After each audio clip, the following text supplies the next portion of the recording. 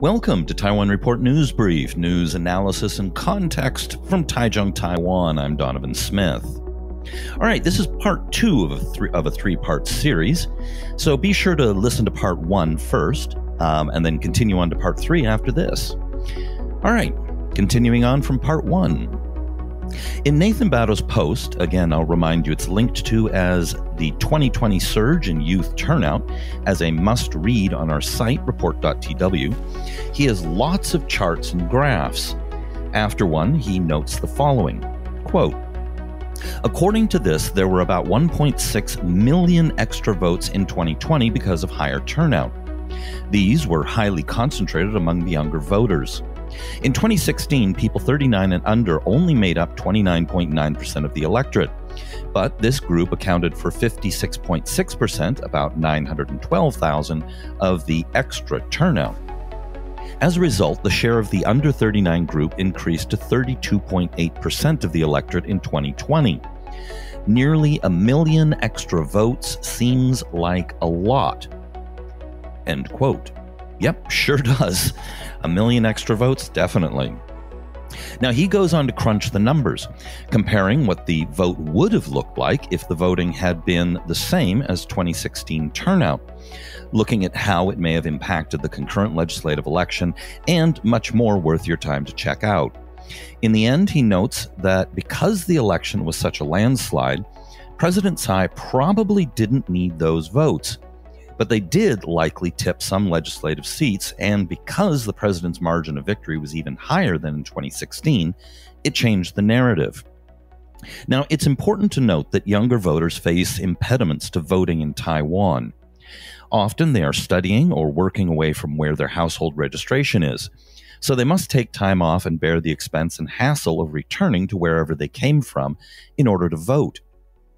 So, why the huge disparity in youth turnout between 2016 and 2020? I think the short answers are existential fear and exams.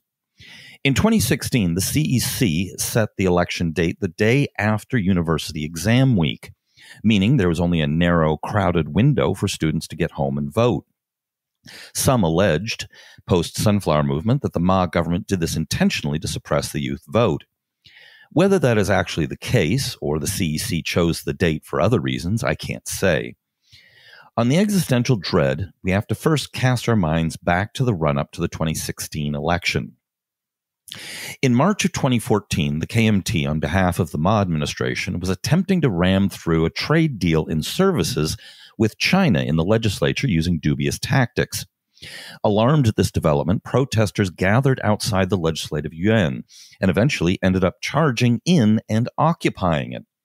Wang Jinping, whose formal title was the president of the Executive Yuan, but normally in English is referred to as the speaker, happened to be in a vicious internal KMT war with then-President Ma Ying-jeou.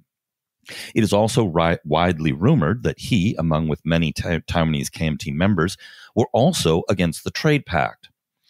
Being the head of this branch of government, he decided to allow the protesters to stay. Taiwan reports Shan Su among them. Protesters also attempted to storm the Executive Yuan, but were violently rebuffed. In the streets, hundreds of thousands came out in support of the protesters in the legislature. Eventually, the sunflower became the signifier of support, which is actually a play on English and Mandarin. The Mandarin name for it was Taiyang, which is a literal translation of the English name for the flower. But the Mandarin also sounds like a call for transparency by exposing something to the sun. They accused the KMT of using black box tactics to try and ram through the trade pact. And this is a reference to that. I absolutely love Taiwanese political culture, which is so frequently full of humor, puns, and double meanings. Now, the movement is frequently referred to as a student movement, which isn't really accurate. People of all ages participated. It is true, however, that it resonated strongly with younger people. In many ways, the movement solidified the Taiwanese identity for younger generations that grew up in the democratic era. It brought together those whose families had been here for hundreds or thousands of years with those whose families came over in 1949. It was a truly remarkable movement that brought huge numbers of people out in support of being pro-Taiwan. It's worth noting that many referred to it as anti-China in the media, but the emphasis was more pro-Taiwan than anti-China. It was sparked, however, by fears of further Chinese encroachment into the economy. The occupation, which lasted 3 weeks, was orderly and very civil, and money was raised to pay for any damages caused. It was also highly successful. The trade pact was killed off. So, going into the 2016 election, younger voters were on a high. The threat of further Chinese economic encroachment was successfully beaten back, and polling showed that Tsai Ing-wen was easily going to trounce the KMT's Eric Chu, or Zhu Liluan. It's also worth noting that while the younger generation had turned sharply against the KMT at this point, Eric Chu himself wasn't widely hated personally. Also, at the time, there was a lot of talk of the KMT collapsing. In fact, I was the first one to write that and have a translation run in Mandarin in Storm Media. About 2 months after my articles came out, a major news magazine ran basically the same thing as a cover story, giving it wider legitimacy than just some random foreigner, and suddenly all the TV talk shows seemingly could talk of nothing else.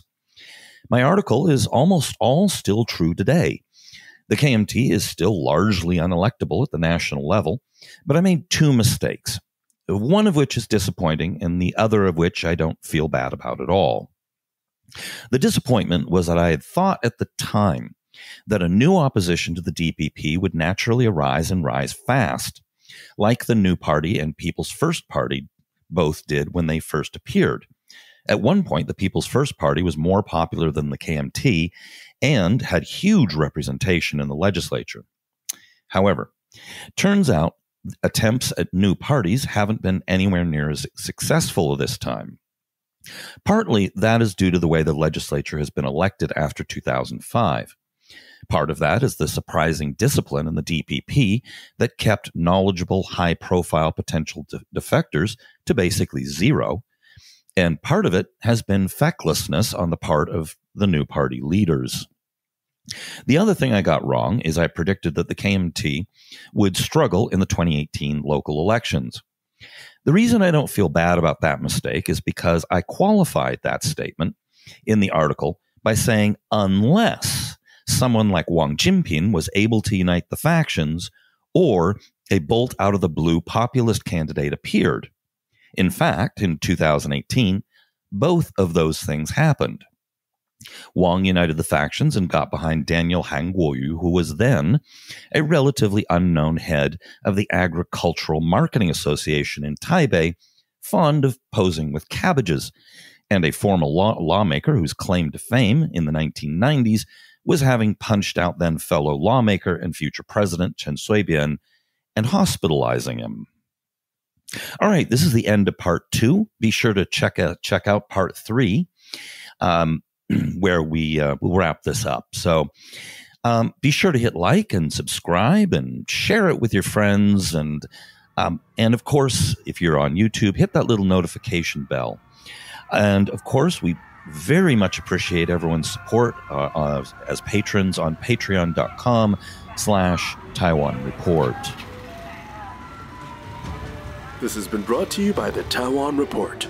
For more content like this, become our patron at report.tw. 哎呦，就是那个台湾狗啦，最喜欢我的台湾狗了。